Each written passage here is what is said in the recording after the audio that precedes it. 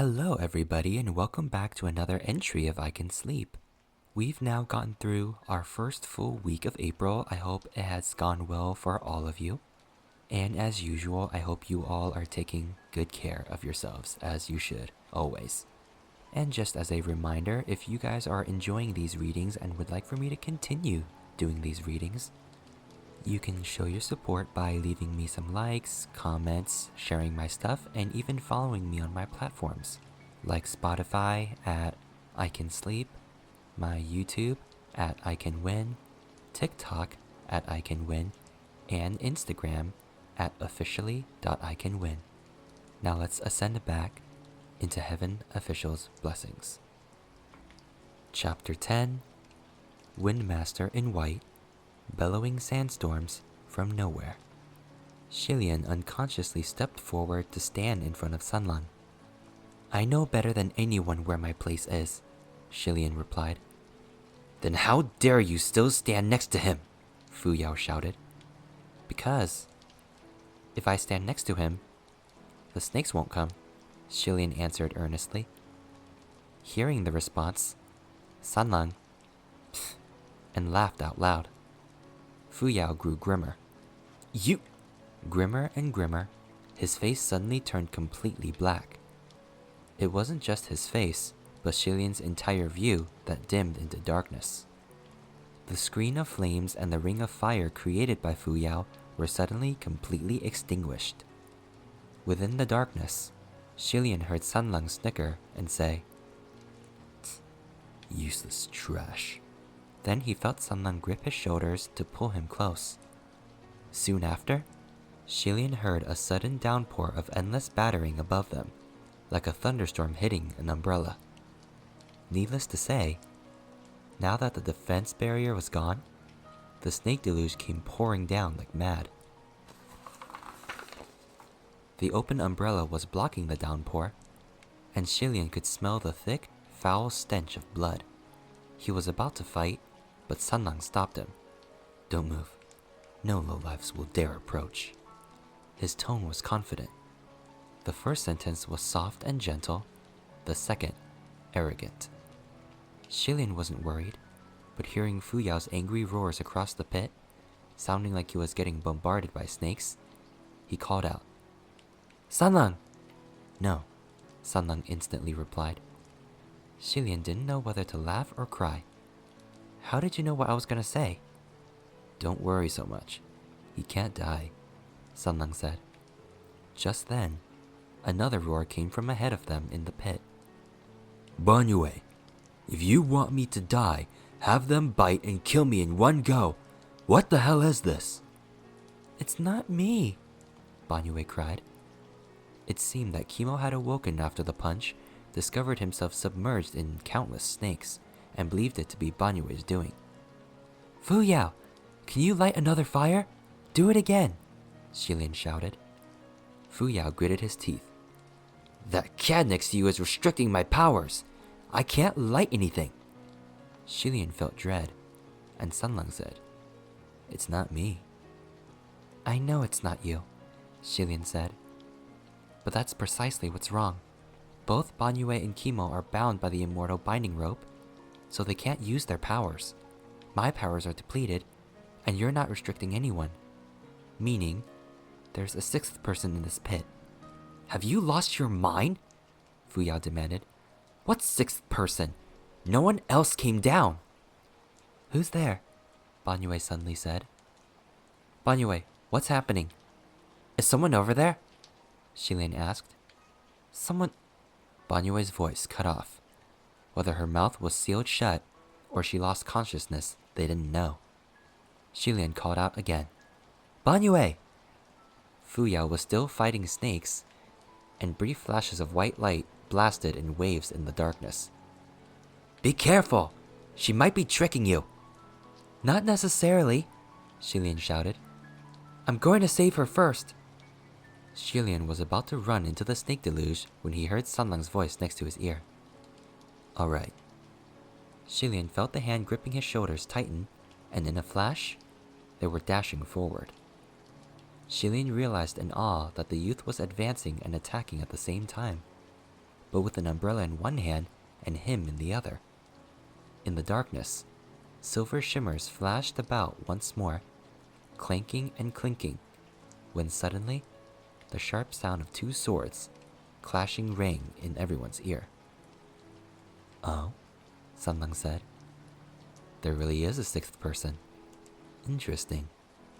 Shilian had no idea how Sanlang was controlling the weapon, or what kind of weapon it was. But whatever it was, it most certainly did crash head-on into another. His opponent remained silent, and Shilian could only hear metal scraping metal as the fight intensified. From time to time, there would be sparks flashing in the dark, but each flash was so short-lived it was hard to see the other's face. Shilian listened to the fight while calling out, "Banyue, are you still conscious? Can you respond?" No one responded. Fu Yao exclaimed, "Maybe the one fighting now is her." "No, that is definitely not Banyue," Shilian said. While both times were in the dark, when Sanlang fought Kimo, he was light-footed and messing about, toying with the man.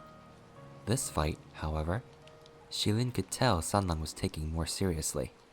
The opponent was extremely skilled in martial arts and weaponry. Banyue was small and weak. From the looks of her limbs alone, it was obvious that strength and weaponry were not her forte, so it was impossible for her to be the one fighting Sanlang. But who was the sixth person? When did they appear? Fu Yao griped. "Someone who would betray her own country is no different from Xuanji. Why on earth do you still believe her?" "Fu Yao, can you not be so irritated all of a sudden?" Shilian said. Wait, what did you just say?" Fu Yao struck out another palm and blew away a bunch of snakes. "I said, why on earth would you believe in her? Like you believe in that cad next to you." "No, not that. You said Xuanji. You mentioned Xuanji's name, didn't you?" Shilian said. "Yeah? So what? She's completely irrelevant." Shilian, however, held his breath. A moment later, he called out, "Stop fighting! There's no more need to hide. I know who you are." The sound of blades clashing never halted. The other was unmoved, but Shilian wasn't worried. "Did you think I was bluffing when I said I already know who you are? General Pei Jr.? Who are you talking to?" Fu Yao was dumbstruck. "General Pei Jr.? Don't be crazy. Who do you think he is? If he descended, everyone would know." "You're very right," Shilian said. "But what if it wasn't his true self that descended?" In that darkness, the fighting weapons faltered for a split second, then picked up anew. Shilian continued, "It took me too long to figure this out. I should have known from the beginning. I knew that for close to 200 years there was something causing havoc. But none of the heavenly officials cared, and no one dared to speak of it. So there had to be someone no one wanted to offend keeping this scandal under wraps. Since I wasn't familiar with many of the officials, I didn't dare boldly pin this on anyone, and never tried to boldly deduce which heavenly official it could be. It was Fu Yao's mention of Xuanji that reminded him. It wasn't hard to connect the subject of Xuanji to the two generals' pay, and the north was their territory. Fu Yao once said in passing that prior to his ascension, General Pei Jr. slaughtered a city. Which city? It could very well be the kingdom of Banyue. The upper court wouldn't bat an eyelash at something like this. Everyone needed to spill some blood if they wanted to do great things. But slaughtering a city wasn't anything glorious after all. If the story spread too far, it would affect the number of new believers. So of course, there would be some cover-ups after Ascension. Thus, even if everyone knew something of the sort happened, they probably didn't know the details, or didn't care to know. Besides, unless someone possessed some sort of deep grudge, who would have had the time or motivation to dig up his past and offend the support behind his back? Shilian spoke slowly. That mudface said there was someone among us who visited the city 50 or 60 years ago. At first, I thought he was lying to deceive us into getting closer, but his words may very well have been true. Before, in that group of people, the one I was most suspicious of was you. The caravan followed you, and you could take them anywhere. I had never seen a single scorpion snake in the years I lived near Banyue, and now, while randomly seeking shelter from the sandstorm, they just happened to show up? I asked you to come search for the Shanwei fern with us, but just before we left, you gave the directions to the ruins to the others so they could follow in our footsteps if they could no longer sit still.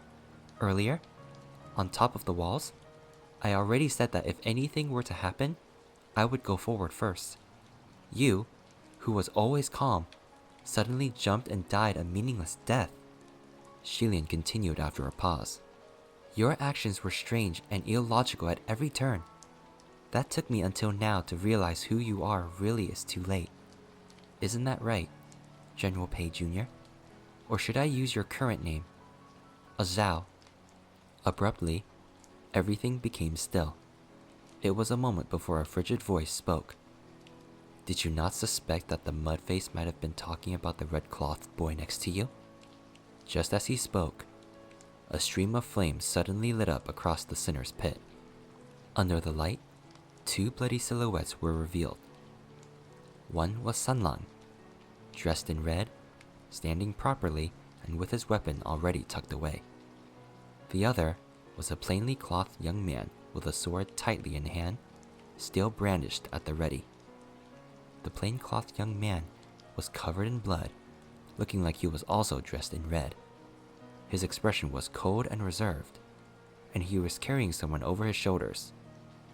It was indeed a Zhao. To be fair, whether it was General Pei Jr. himself or Zhao, that composed, calm, and collected aura never changed. Only Shilian never thought in that direction, so he hadn't connected the two until now. The one he was carrying over his shoulders was Banyue. It seemed he had called forth the snakes in order to steal her away during the chaos. Now that his identity was revealed, he no longer needed to create havoc, and the snake deluge ceased its bombardment. He sheathed his sword and gently laid Banyue on the ground. On the side, Kimo was shocked. Who are you? Didn't you fall to your death? A Zhao didn't spare a look at Kimo, instead staring intently at Sunlang. Kimo, you really haven't changed in hundreds of years, he said simply in the Banyue tongue. Perhaps this maddeningly calm tone was overly familiar. Kimo's face immediately scrunched up in rage. It's you! Pei Shu? If not for the immortal binding rope solidly tying him down, Kimo would have lunged at him to fight to the death. General Pei Jr., Shilian said. Those scorpion snakes listened to more than one command, didn't they? You controlled all the snakes that Banyue said no longer obeyed her, and took them out to do harm, correct? No. It was me. Didn't Banyue teach you how to control the scorpion snakes? Shilian questioned. She didn't, Pei Shu said. But I easily learned for myself how she does it. General Pei Jr. is exceedingly intelligent after all, Shilian commented. After a pause, he then asked,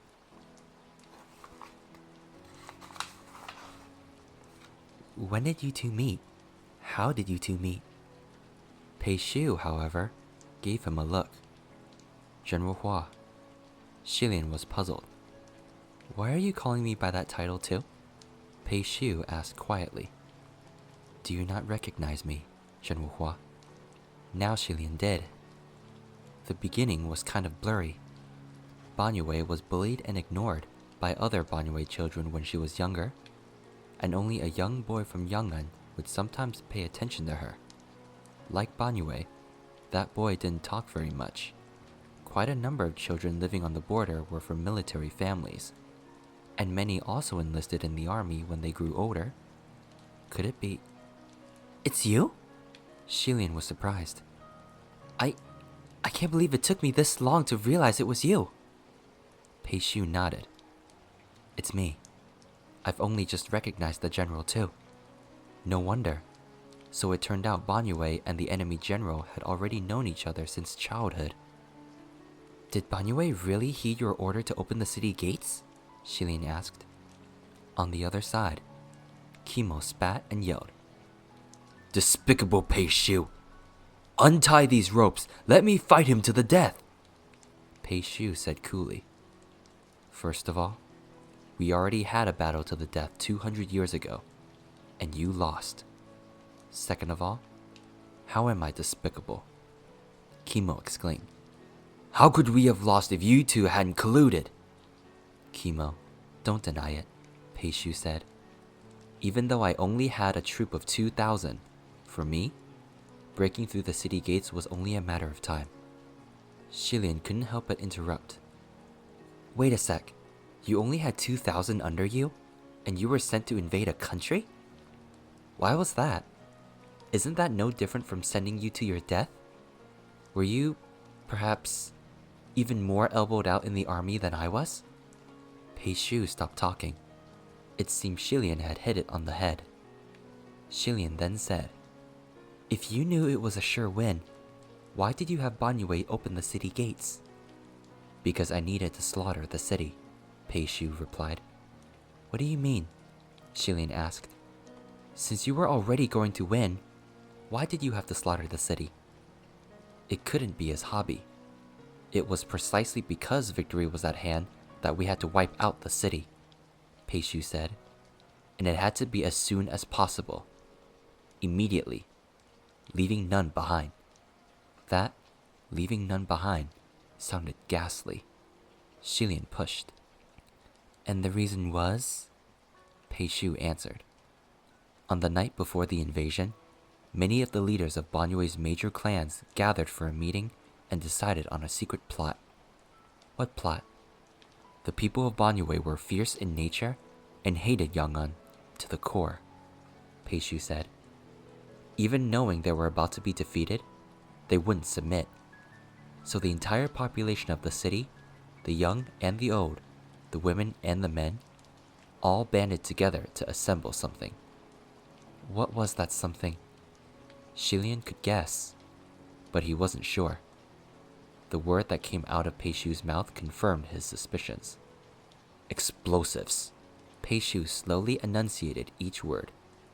"They decided that, if the kingdom was to fall, the citizens would all carry explosives on their bodies, escape to Yong'an, mix into large, crowded areas, and blow themselves up to cause riots. Meaning, if they had to die, then they would drag as many Yong'an people down with them as they could. If the kingdom should fall, then they would terrorize the country that brought their downfall," which was why they had to be annihilated before those citizens had the time to flee. Shilian instantly turned to Kimo, roughly summarized for him in the Banyue language, and asked, "Is this true?" Kimo looked dauntless and made no attempt to conceal the facts. "It's true." Sanlang quirked his brow at this and commented, "How vile." He said those words in the Banyue tongue, though whether it was intentional was unknown. Kimo replied angrily, "Vile? What right do you have to call us vile? If it wasn't for your assaults, we wouldn't have been forced to make that move. You ruined us, so we sought revenge. How is that wrong?" Pei Shu responded, "Really now, how about we lay everything out in the open then? How many times did Banyue citizens start riots near the border? How many caravans and travelers going to the western regions from Yong'an were ambushed by Banyue? You intentionally sheltered the bandits that terrorized Yong'an and killed our soldiers sent to exterminate them under the pretense of illegal border crossing. How is that not vile?" Pei Shu spoke unhurriedly, and his tone was calm, but each word was as sharp as a knife. Kimo argued, "But it's because you forcibly occupied our land first that we had no choice but to retaliate." "The border had always been ambiguous. So how can you say we forcibly occupied your land?" Pei Shu countered. "The lines were clearly drawn. It was you who didn't keep to the agreements."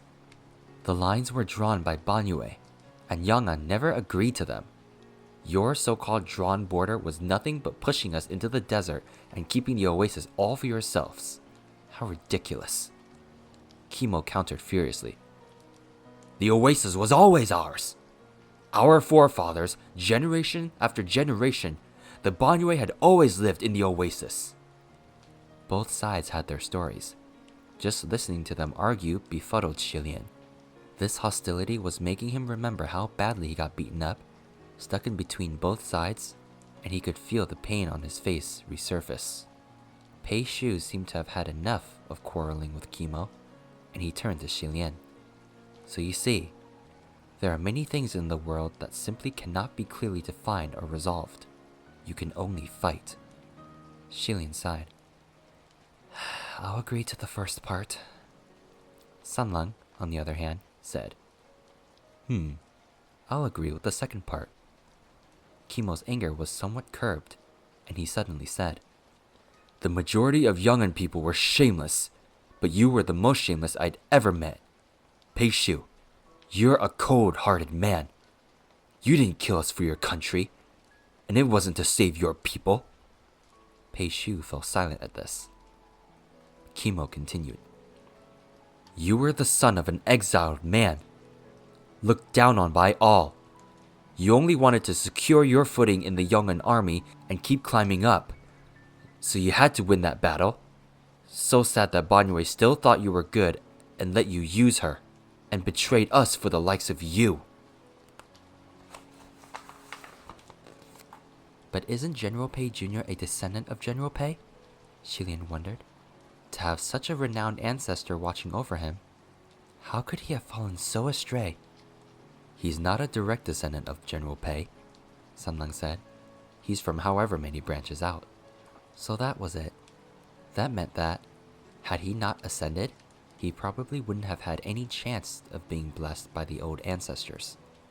Pei Shu said quietly, Banyue had always been my subordinate, and only infiltrated the kingdom of Banyue under my command. She is from both Banyue and Yong'an. Once she chose her side, she had to be loyal to that side. And there was no such thing as betrayal. The Banyue people were evil. I have no regrets about killing them. Suddenly, a voice came from above. No regrets about killing. Well said. Will you say the same about all the travelers who you misled to this pass? And who lost their lives in this pit? That voice had come from above everyone's heads, and Xilian instantly looked up. Which great master is here among us? There wasn't a response, but a sudden strange noise. Whoosh, whoosh. It was like the bellowing of wild winds. When that sound finally came near, Xilian could finally say with certainty, it definitely was the bellowing of wild winds. This abrupt gale entered the sinner's pit from above, swept all the way to the bottom, and rolled everyone into the air. Xilian immediately grabbed for Sanlang, who was the closest to him, and cried, Watch out! Sanlang caught him too, face unchanging. Xilian only felt a spinning whirl, their bodies swiftly rising, and after a pause, they started plunging down. Xilian quickly tossed out Roye and coaxed in the midst of this chaos. All right, everything's over. Hurry, my good Roye. Come out and give us a hand. After a couple of pets, Roye finally flew out. However, with nothing in the air to grab onto, and a giant sinner's pit below, Roye flew around once and shrank back. Feeling resigned, Xilian could only adjust his form for landing. If this was like previous incidents, he would have cratered headfirst a meter into the ground. But this time, just before they hit the ground, Sanlang reached out and gave him a pull, and he actually landed with his feet flat on the ground. When his boots firmly touched down, he was even a little incredulous. But that feeling went away very quickly when a black-clad silhouette came stumbling before him. Xilian saw who it was and called out in delight. Nanfang! It was Nanfang indeed, but a disheveled Nanfang. It looked as if he were rolled in dirt a dozen times before getting thrown into a rambunctious den of beasts to spend the night. His clothes were tattered and frayed, unkempt to the max. Hearing Xilian's call, he only waved and quietly wiped at his face, unable to even speak. Xilian helped him to his feet. What happened? Did those two ladies beat you up? Before he finished, two figures appeared behind Nanfang and walked over. One of them was the female cultivator in white with a whisk in her arms. She greeted Shilian cheerfully. "How do you do, Your Royal Highness?" Although Shilian didn't know who this was, proper etiquette must still be followed. But he didn't know how to address her, so he could only smile back and wave. "Greetings, fellow cultivator." The lady in black standing to the side glanced coldly at Shilian, but didn't seem to care about him. When her eyes moved on to Sanlang, however, she seemed to think he was a dubious figure and stopped for a moment. The gusts earlier had blown everyone out of the pit, and the two ladies walked past Shilian, heading straight for Pei Shu. He saw them approach and didn't appear surprised. After all, he had already seen them in town when he was still playing the part of a Zhao. He knelt where he was and bowed his head to the lady cultivator in white and greeted her quietly. "Lord Windmaster." Shilian was stunned hearing those words, and here he thought she was some menacing ghost or monster. Who knew she was actually a heavenly official? And she was the Windmaster, the one who was giving out 10,000 merits in one go in the communication array. But now that he thought about it in detail, there wasn't anything out of place. At the time, she had said something along the lines of, "Now where did they go? Do I have to dig them out and kill them one by one?" and made him think she was after them. In reality, this "they" might not have meant their group. She could have meant the Banyue soldiers. Shilian thought he was alone in this investigation, and thus naturally thought the lady cultivators were strange and wicked.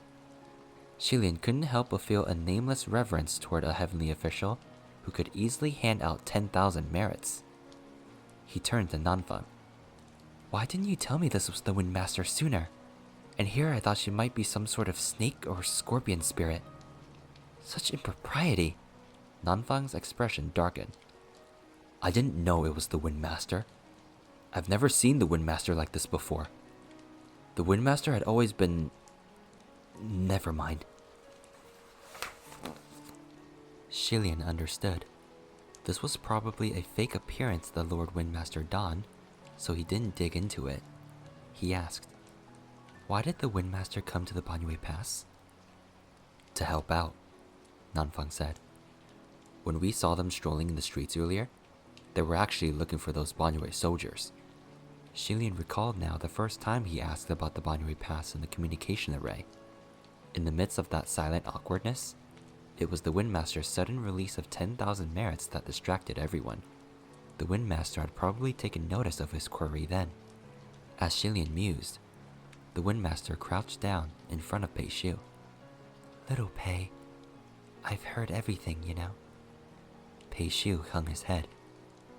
The Windmaster demanded, "Do you admit that for the past 200 years, you are the one who lured all those travelers into the ancient kingdom of Banyue?"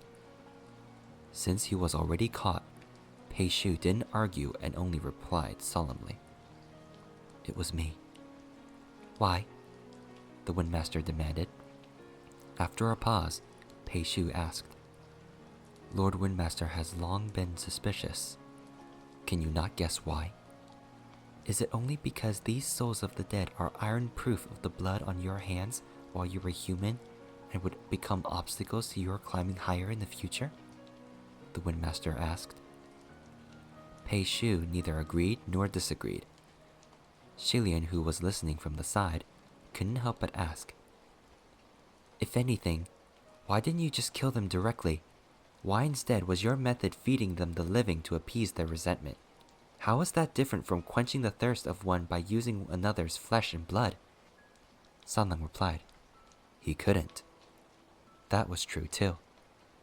In the upper court, every move by a heavenly official like Pei Shu was watched intently by countless eyes. There were many things he couldn't do directly. He couldn't use his true form to come down openly and kill off the resentful spirits of these soldiers, and he couldn't send troops to annihilate them either. This was already a concealed affair. If there was too much of a stir, wouldn't it attract everyone's gaze? At most, he could only send a clone like a Zhao down quietly. using the scorpion snakes that Banyue was a known expert in manipulating to go out and cause harm, attracting passerby to feed the resentful spirits and disperse their resentment. It was no doubt murder by proxy. Your General Pei wouldn't have ever done something like this, the Windmaster said. This time, I'm afraid you've crossed the line. The fact that he would release a clone to cause havoc at the Banyue Pass for almost 200 years and lure numerous passerby down the wrong path and into the ruins to die in the mouths of Banyue soldiers? For a heavenly official, this was no small issue whatsoever. Pei Shu had his head bowed low. This junior knows. The Windmaster swept her whisk. As long as you understand, reflect on yourself and think on it. We'll talk in the heavens. I understand, Pei Shu said quietly. Having finished talking with Pei Shu, the Windmaster stuffed the whisk into the back collar of her robe, stood up, and smiled at Shilian. Your Royal Highness the Crown Prince, I've heard much about you. To Shilian, heard much about you really wasn't a compliment, but nonetheless, it was just meaningless pleasantries. So he smiled back. I'm sure it's nothing. I've heard much about you as well, Lord Windmaster. Sorry about before, by the way, the Windmaster said.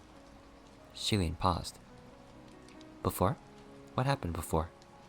Didn't you all run into a windstorm in the desert? Thinking back, Shilian could almost taste the mouthfuls of sand. He replied, Yes. I started that, the Windmaster said. The Windmaster explained. That windstorm was meant to stop you all from going near the kingdom of Banyue. But not only did you not get blown away, you went around and ended up in Banyue anyway. The longer Shilian listened, the more he felt that something wasn't right. First, she used a windstorm to stop them from getting to Banyue Pass, and now this whole thing was suddenly out in the open. What did it mean? Shilian didn't respond, biding his time to see what the other would say. The Windmaster then continued. But in regard to this whole ordeal, it would be best if your highness got no further involved. Shilian stole a look at Banyue curled up on the ground and felt his dread rise. He was already worried that if this scandal were to reach the upper court, the officials could easily muck up the truth, add strokes where they shouldn't, and have Banyue take all the blame while little Pei Shu ran off scot-free. With Windmaster's sudden appearance, telling him not to get further involved, didn't this cement that they would protect little Pei? Without any change in expression, Shilian stepped forward to stand in front of Banyue, hiding her behind him, and said warmly, But I'm already further involved, so telling me to leave it now is fairly pointless, no? The Windmaster flashed a smile. Don't worry. You can take the State Preceptor of Banyue away with you. Now that was unexpected. Shilian was slightly taken aback, and the Windmaster continued. While you were all in the pit, we heard everything from up here. Although the State Preceptor has turned into a wrath, when I roamed the city, I saw that she had drawn the array to trap the Banyue soldiers and released all the captured mortals. She didn't hurt anyone and even saved people. The only ones I'm taking are General Pei Jr. and Kimo. You don't have to worry about me placing undue blame on anyone. Shilian relaxed. I'm much ashamed. I was suspicious. It's normal to worry, the Windmaster said. There's certainly an unpleasant culture in the upper court after all.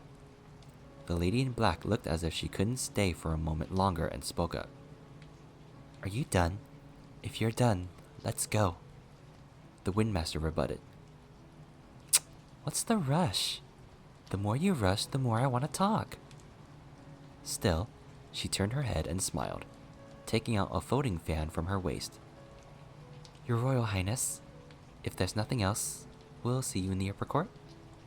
Shilian nodded, and the Windmaster opened her fan. On the fan was the word for wind.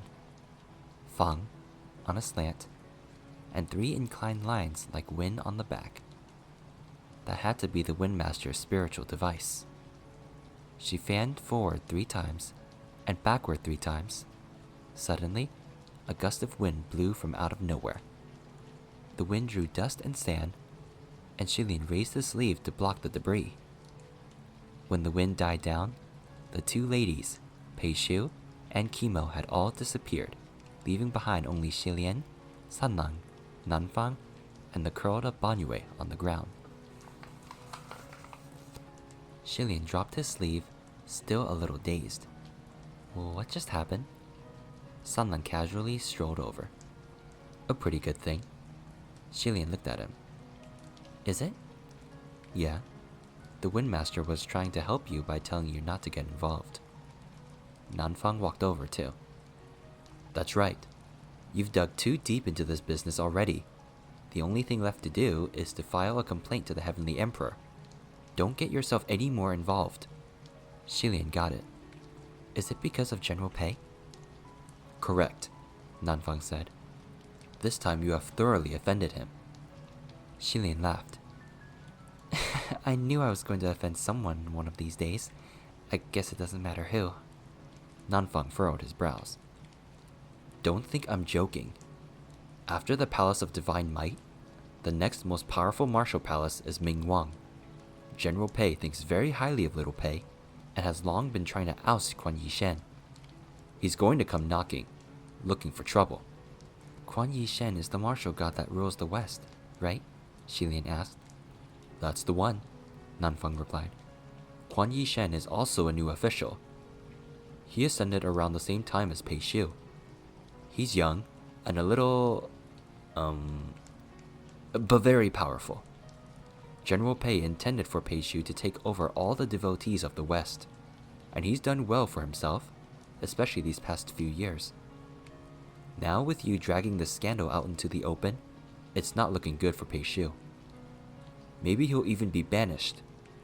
If he gets banished, your luck is going to turn for the worse too. Shilian rubbed his forehead, mentally taking note that from now on, he would have to be more mindful when eating, drinking, and walking. Sanlang, however, didn't think it was a big deal. Don't worry, Pei Ming is too proud. He won't do anything underhanded. Nanfang gave him a look. What about the Windmaster? Shilian asked. She told me not to get involved, meaning she's the one who will file the complaint. In that case, wouldn't she become the one offending General Pei? I can't have that. Let's call her back. Nanfang, do you know the password to her personal communication array? You needn't worry about the Windmaster, Nanfang said. General Pei can hurt you, but he won't touch her. She may be younger than you, but she's much more successful in the heavens. Shilian wasn't shocked into silence, but was instead thinking, who in the heavens is more of a failure than me? I don't think there's anyone. Sanlang laughed. With that backing, of course she's successful. Are you talking about the lady in black? She looks to be a strong character too, Shilian remarked. No, Sanlang replied, but she must also be one of the 5 elemental masters that make up wind, water, rain, earth, and thunder. I recommend not offending her. The Windmaster could start a twister from nowhere, which was obviously powerful, but the lady in black was stronger. Shilian kept thinking that the lady had noticed something in Sanlang and felt rather concerned. I agree. Still, there were words that Shilian thought didn't need to be said, so he swallowed them. He thought, even someone with a strong backing may not be successful. Back in the day, the Crown Prince of Shenle had the support of the Heavenly Emperor who ruled all 3 realms for 1,000 years. He was still a failure. Shilian picked up his fallen bamboo hat, dusted it off, and sighed in relief upon seeing that it wasn't flattened. He tied it back around his neck and looked at Nanfang. You weren't pursued and beaten up by those 2 ladies the whole time, were you? Yes, we fought the whole time, Nanfang replied, face dark. Shilian patted his shoulders. Thanks for your hard work. Suddenly, he remembered another hard worker and turned around. Where's Fu Yao? Wasn't he watching the bitten man? Nanfang responded. Shilian didn't recall seeing Fu Yao after getting blown out of the sinner's pit. Actually, ever since Ajao revealed himself, There had been no sight of him. If he didn't leave then, he must have left when the wind blew. Xilian wasn't actually that worried. He figured Fu Yao didn't want to get mixed up in this mess, so he ran off. But, having heard Nanfang say bitten, he snapped out of it, and they both cried at the same time. The Shanwei Fern! The sky's only just lightning. No rush, Sanlang said. However, there was no such thing as no rush when it came to saving lives. Even if they were far from the 24-hour deadline, who knew if anything had happened in all this time? Xilian had no time to think about Fu Yao. He hurriedly lifted Banyue onto his back and ran toward the palace grounds. Once at the palace, Xilian laid Banyue down and immediately picked a few large bundles of the Shanwei Fern. That mudface was still on the ground, its face a bloody mess among its white bones. In the past, Xilian would have buried it. But first of all, he was in a hurry to save people, and second, that man had been buried in the ground for 50 or 60 years. He must not want to go back. But the corpse of the dead merchant was missing, and Xilian stopped, puzzled. Just then, Sanlang emerged from the palace with a small clay pot.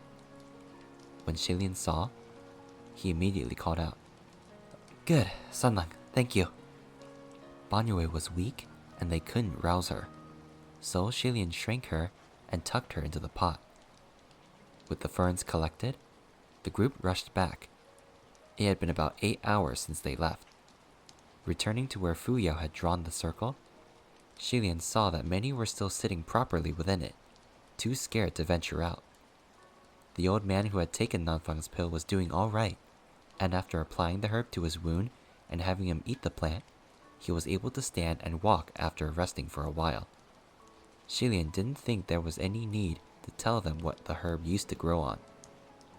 After some time, the merchants settled down and they began to worry. Where's Tinsheng? Why haven't the others returned yet?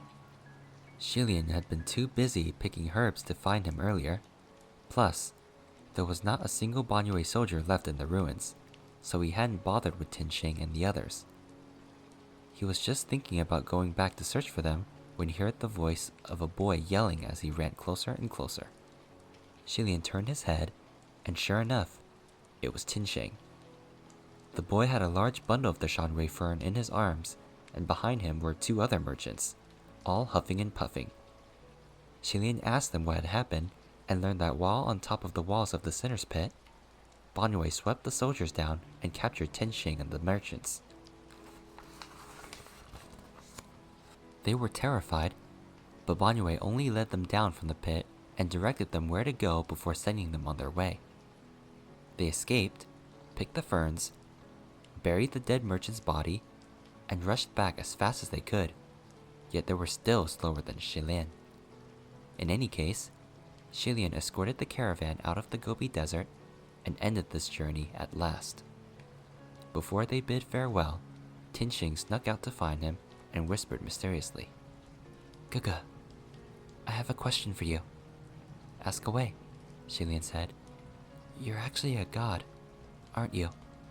Xilian was astonished, but also a little touched.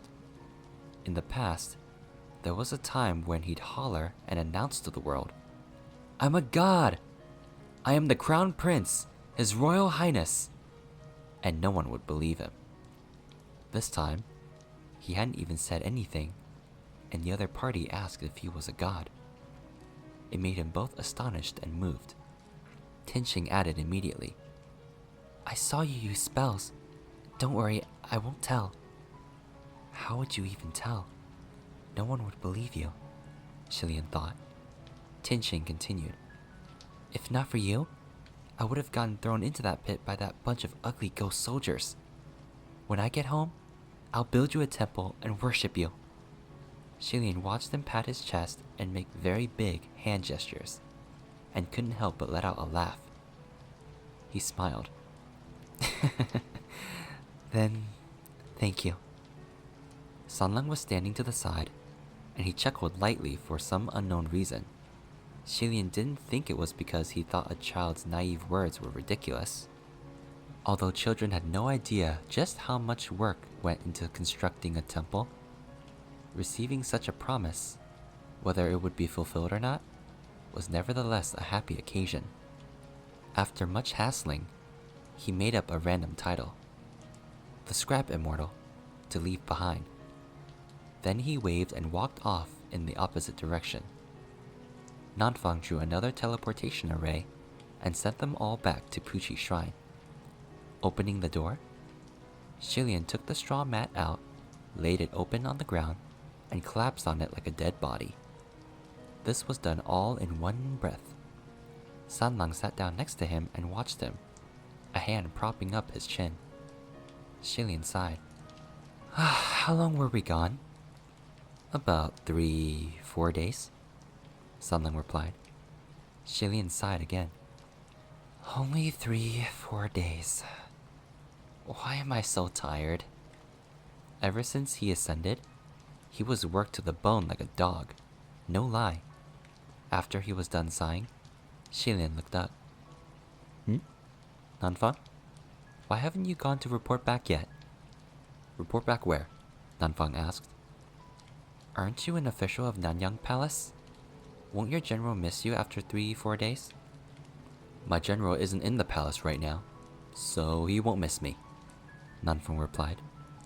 Xilian rolled over and got up. Alright, it'll be good too, if you stay. What are you doing? Nanfang asked. Xilian looked at him cheerfully. I'm going to cook you a meal, as a reward for your hard work. Nanfang's face dropped drastically. He raised his hand, pressed 2 fingers together, and touched his temple as if receiving someone's private communication. He got up and turned. There's an emergency at the palace. I'll see you later. Xilian raised his hand. What? Nanfang, don't go. How can there suddenly be an emergency? I really just want to thank you for everything. There's an emergency! Nanfang roared and ran out the door. Xilian sat back down on the mat and looked at Sanlang. I guess he's not hungry. There was a loud bang before Sanlang could reply. And it was Nanfang who'd run back, blocking the doorway. You two! Xilian and Sanlang were sitting together on the mat, and they both looked up at him. What about us two? Nanfang pointed his finger at Sanlang, then at Xilian, words stuck in his throat, unable to speak. Then finally, I'll be back. You're welcome anytime, Xilian said. Nanfang gave Sanlang one last stink eye before closing the door and leaving. Xilian crossed his arms and tilted his head like Sanlang and said, Looks like there really is an emergency. He turned to look at the youth next to him and smiled cheerfully. He's not hungry. How about you? Sanlang smiled cheerfully back. I'm starving. Xilian grinned and stood up again, before turning around and casually tidying the altar table. Alright then. What do you want to eat, Huachang? Behind him, there was silence. Then chuckling. I still prefer the name Sanlan.